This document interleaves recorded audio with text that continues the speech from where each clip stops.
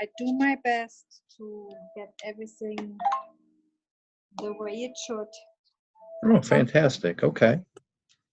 Got me a little helper tutor that gives me some points and just explain, and then I can go along with what I have to do.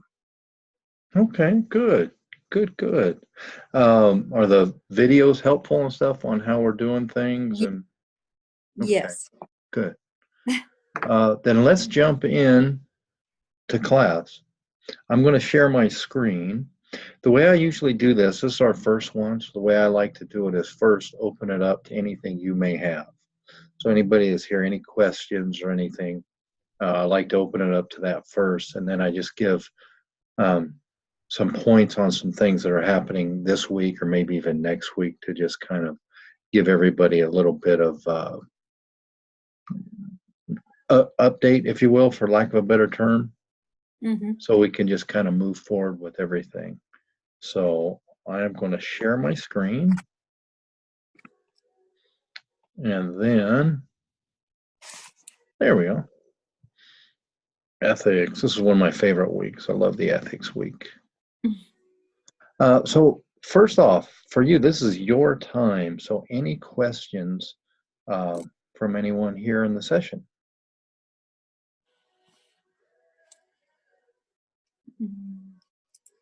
No? Well, that's fantastic. That means things are going really well. Okay. When it comes to research, then I'm going to talk a little bit about research, then our week. If you have any questions, then just stop me. Let me know, because this is supposed to be an interactive session. So your needs are primarily what I'm concerned with over our session. We'll be done probably by 12:30, just so I can respect everybody's time. So we'll try to power pack this with everything we need. So let me talk about our research project first. In our research project, it's like, has anybody heard the term, anybody can eat an elephant? You just have to do it a bite at a time. That's an old colloquialism, I think. But all that it means is that we have a big project here, but it's going to be completely doable. We just have to take it one step at a time. So if you're looking to jump ahead, feel free to do that and look at all the material and everything else. But understand that as we walk through the weeks, we're just going to take bite-sized chunks that are very manageable so we can end up with that final product. Because that's kind of important, because a research project, the first time that you jump into it, can look overwhelming. It can feel overwhelming too. Trust me, I've been overwhelmed by him before. I completely get it. So just understand that our approach of one step at a time is going to walk you through exactly what you have to do for a project, for a research project. And this during our 8 weeks, we're not going to actually be gathering data. So some of the pieces where we have to talk about the data, we're going to talk about what ifs within the data sections. So just kind of keep that in mind as we go through. I'm here to walk us through point by point as we go through this. Any questions about the research project from anyone here? So we have our IRB form and our informed consent form that are due this week. And I believe the video shows where to get that, and it's really a copy and paste, and most of it you want to take from the IRB handbook, because if you're doing a research project and you come up with your own informed consent, they're going to look at it very microscopically. They're going to critique every single thing, but when it's already been approved by the school and you just have to add a couple bits of information here and there, it's going to be more likely to go through at a quicker pace. So it is important not to reinvent the wheel, to use what we're given within the IRB handbook and things like that, because you don't want to spend your time rewriting those. Somebody already wrote it, it's good. You just need to put the pertinent information for your project in there. So that's kind of a key, because the first time you go through this, you want to rewrite all the forms when somebody's already done that for us. So use their good works stand on those shoulders of giants, as they say. And then our discussion, the Stanford Prison Experiment was a huge experiment. I kind of talked about this in our video. Sandra, have you watched the video already? Perla or Michael, have you watched it at all? Yes. Okay. That was kind of disturbing, to say the least, right? How people, the biggest thing that I kind of took away from it, hey Abel, welcome, glad you're here. The biggest thing that I took away from the video is how quickly people conform to a role that they're placed in. The guards, the prisoners, everybody else, they conform. So it takes away. So what the Stanford Prison Experiment did is it took away good people make good decisions, bad people make bad decisions. It just stripped that right away, because that is absolutely not true. Because you had good people that conformed to a role and started making some very bad decisions for the most part. So it kind of looked at our human nature. Now we're looking at this through the lens of ethics. Should have Lombardo, should he have conducted the study? Well, looking back from those without the lens of IRBs and do no harm and all that, well, do no harm was still in place, but the NIH activity was not in place. We didn't know what would cause harm, and he honestly didn't think that it would. He just wanted to do an experiment and see what happened. So that was kind of interesting. So looking from our lens now, of course it was unethical. But when you're in the middle of it and you don't have all these guidelines like we have now, because experiments like the Stanford Prison Experiment are what forced us to create these guidelines. So we want to look at it so we can learn from that, because any mistake we ever make, we want to learn from it and be able to apply to what we're doing today. So as you watch it, look at people, how people conform to a role, and then look how we can use what we've learned from that, apply it to any research or anything we do today. And the reason I say that is because if we're doing anything today, role playing, anything else, we need to look at the Stanford Prison Experiment and see if we're not duplicating any of the issues that were present there, because it's very easy to do that when you aren't thinking of it. So it just makes us be more cognizant of everything. Any thoughts about the prison experiment?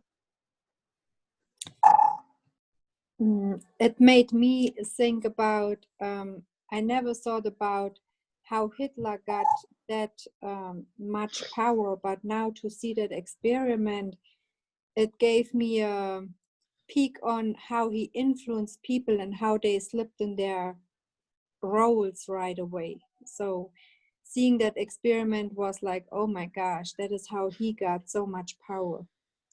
And quickly too. Yes, that's a great comparison, because that is probably one of the most modern, up-to-date, realistic comparisons that you can get.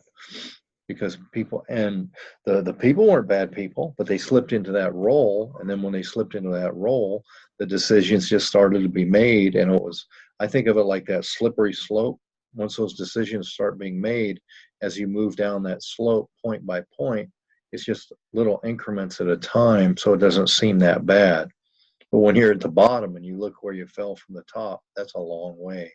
So it's kind of well, yeah, it is interesting how we can do that as people, because we just take those small incremental moves. So when we're talking about ethics, that's why it's so important to make it a discussion, because it's not this is right, this is wrong. In the vast majority of cases, it's we have to think of it from the perspective of what could possibly go wrong, because we don't know what the outcomes are.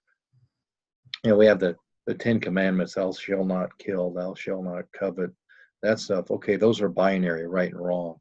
But after that, everything is gray.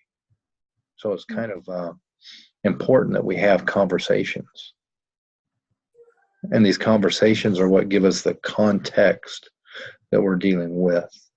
When one piece of context as far as ethics go is the discussion. Okay, um, a lady goes into a grocery store, steals sandwich meat, bread, stuff like that.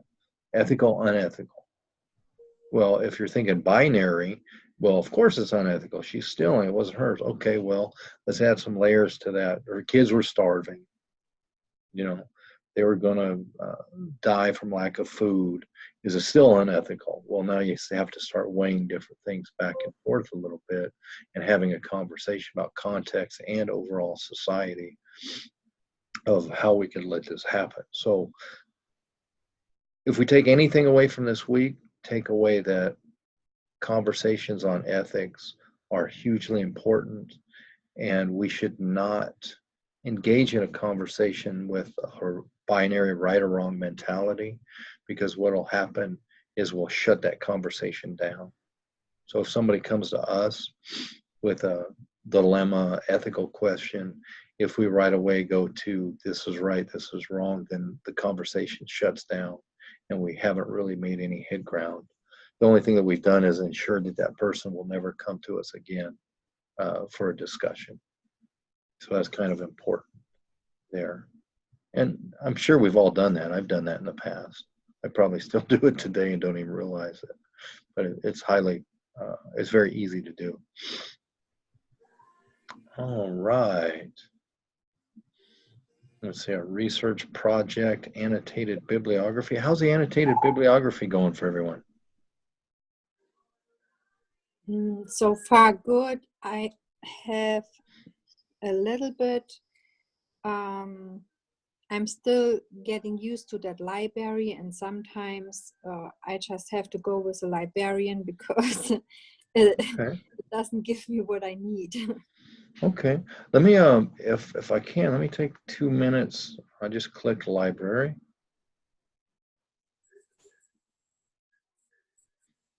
Michael, is that you on the iPhone?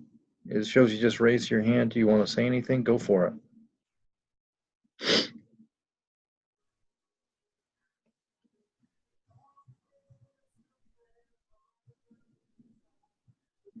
Okay, so the key, once you get into the library, whoops, I'm clicking all over the place here. I did it again. Let me get back to the start. I always use advanced search whenever I do anything. Oh, hey Chris, did you have something to say? It shows that you raised your hand.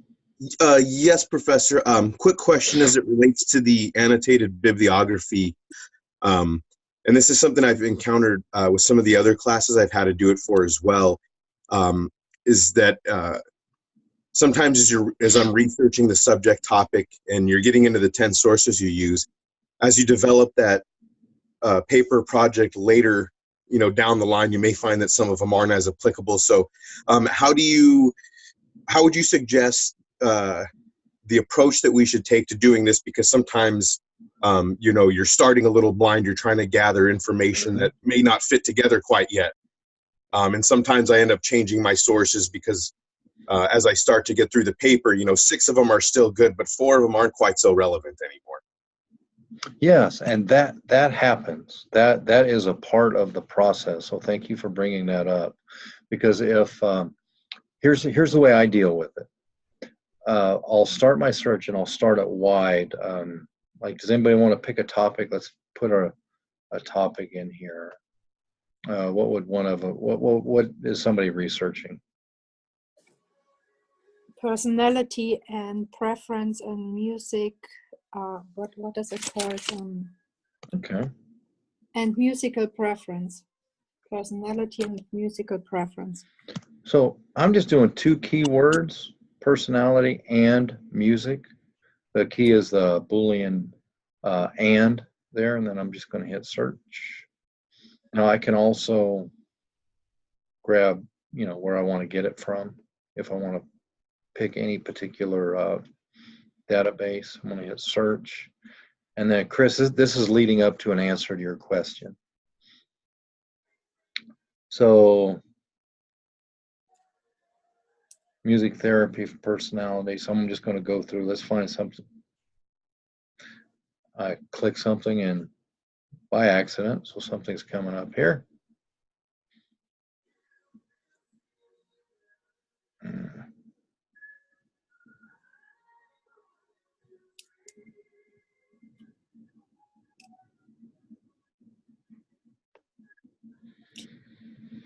This is another question that I have. The screen that you just had with that password, do we also have a password for that?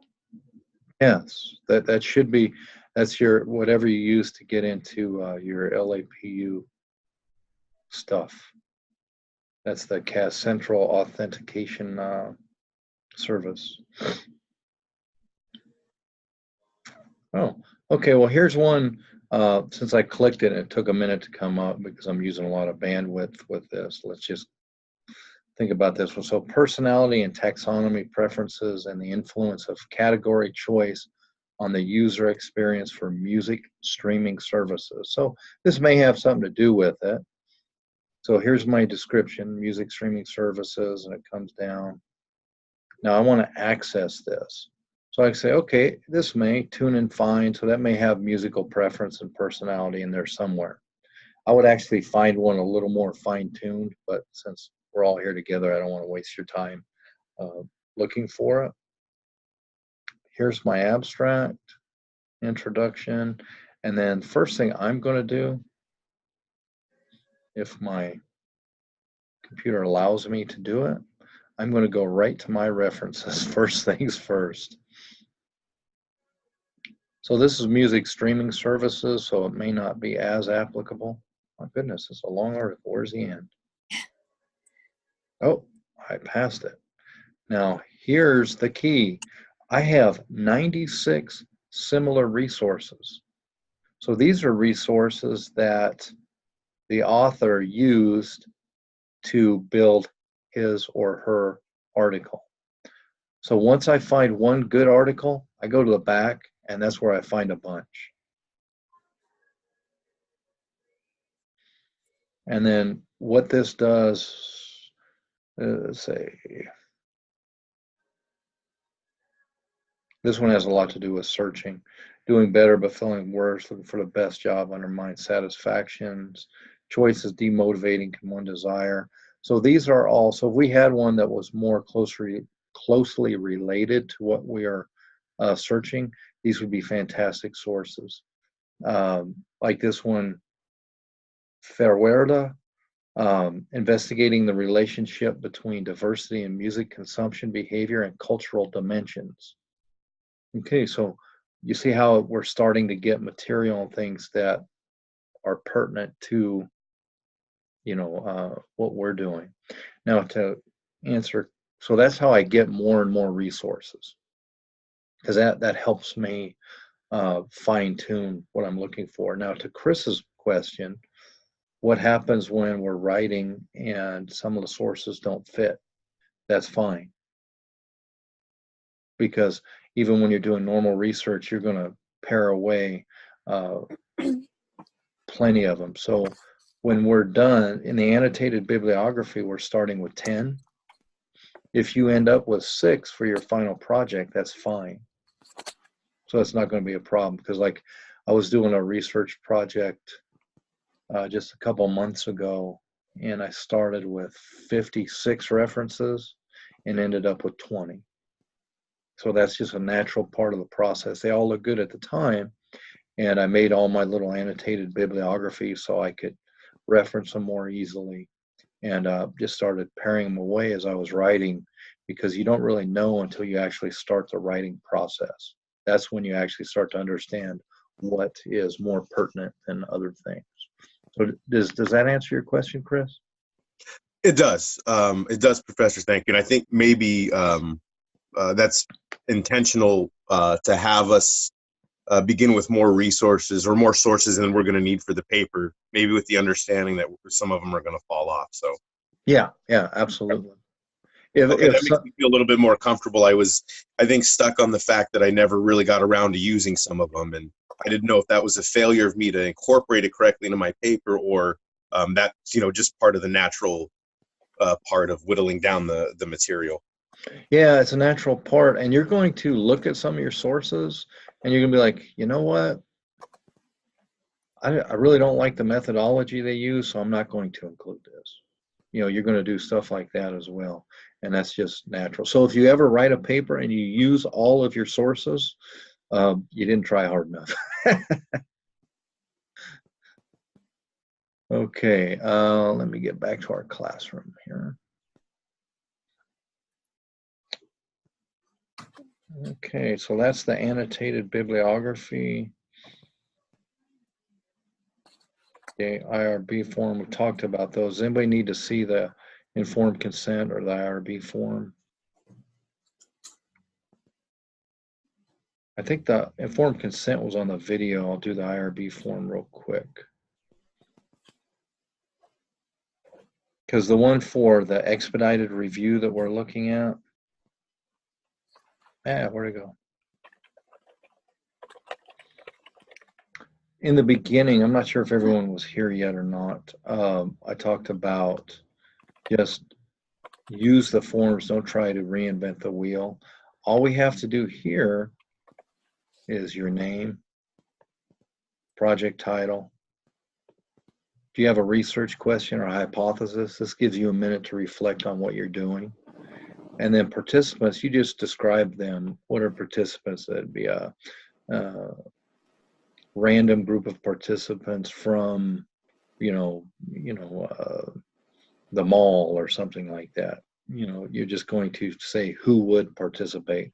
And remember, we're not going to actually gather the information, but we're going to get things set up as if we would. And then what's your procedure for the data collection?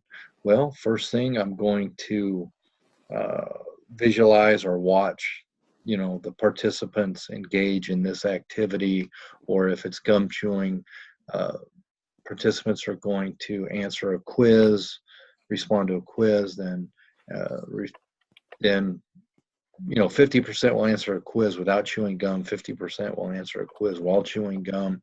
Quizzes will be graded and compared to each other.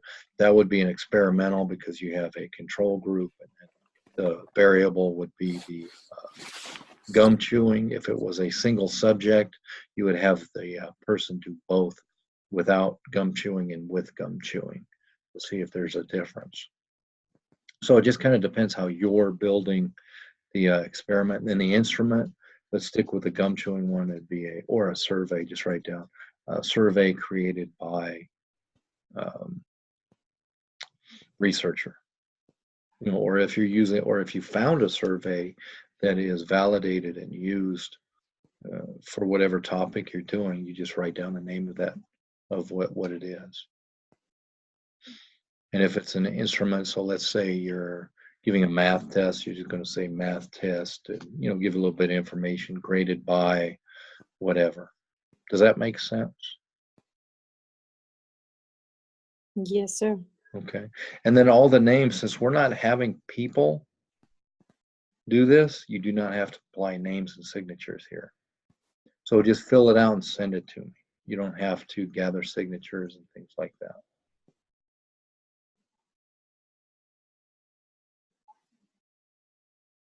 Wow, are you kidding me? I'm already going over on our time. I'm sorry. I talk too much. Okay, well, so that's this week. We've got a lot of good stuff happening. We've talked about the annotated bibliography. Anything else that anyone would like to chat about before we break? Professor? Yes, sir. It looks like one of the other classmates, Perla Escobar, she was trying to ask questions, but apparently she can't use her mic. So basically she's asking if there's one paragraph per reference. It's 2. Go to the Purdue OWL link in the announcement here. That's a very good question, because if you follow this process, if my machine's running slow, sorry. And I'm going to go right here for you.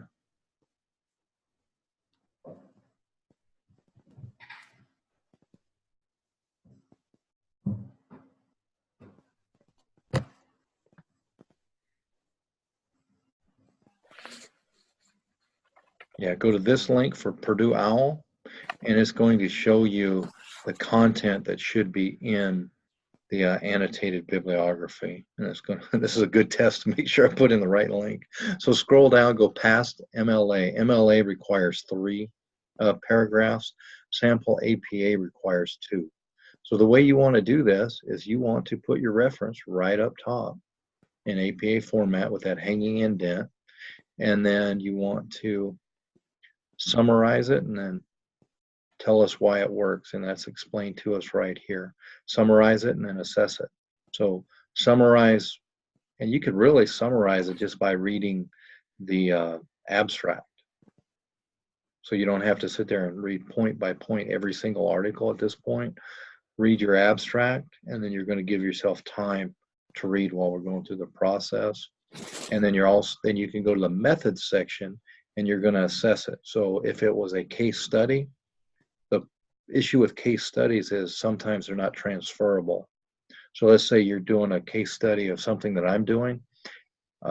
Is that going to be transferable to, somebody else, maybe a 20-year-old female, since I'm a 50-plus-year-old male? Is that transferable? Maybe not. You're the one that has to make that decision. So that's how we're assessing these things. And that's what we want to do. So the first paragraph is just a summary, few sentences of what it's about. And then the second is an assessment. So Chris, to your previous question, so even in your annotated bibliography, you may find out that you don't want to use this article because of the way the methodology is set up. So this may be one, if you go through and you say, well, they only had a sample size of 4 people when they should have had a sample size of 200, so it's probably not transferable. We really can't make any assumptions from this. Not going to use it. That happens a lot. And in addition, we also have to do that spiritual implication for at least 4. That is, so we have in 4 resources, we have then 3 paragraphs, right? Yes. And if I see that, if you do it following this method and I see the 3 paragraphs on the 4, I'll automatically know that it's done. So that makes things simple for grading as well. And remember, the paragraphs don't have to be more than 4 sentences. 2 to 4 sentences is fantastic for these. Professor, one more question. On the PHRP, I just want to confirm if for that training, since we're not doing live subjects, is it not necessary to complete that certificate process? The NIH, where are you finding, because there's been some issues with that and I am not able to duplicate them. So where are you finding the link that's sending you to the one that costs? The link that I'm using is the one from the posting IBRT. Yeah, I'm just using the link straight from there and going to the PHRP.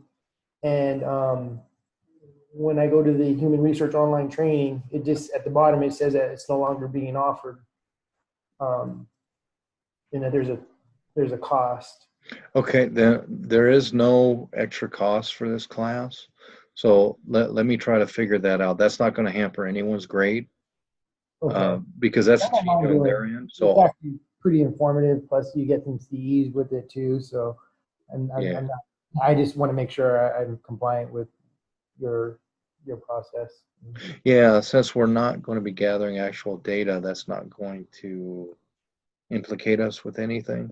Okay. So let me find out, because the school should have an account with them. So let me see. Maybe I'm just thinking wrong as well. So perhaps I should have used a school code or something, because it did ask to enter a school code when I had to sign up, and I didn't put a school code. I just went and signed up with my own, just created an account and. Okay. Yeah, the school code should make it free. Okay. At least as far as I know, I'm double checking all this because it's been, you have to do this every 2 years. So I did it again last year Okay. and it was still free at that point. So I'm just trying to figure this out for everybody right now. Okay. I'll try that tonight and see if that Okay. works in that school code. Thank you. Great. You're welcome. Well, on that note, I am way over your time, so I want to respect everyone's time. We've hit everything. Any last questions before we go? No, sir.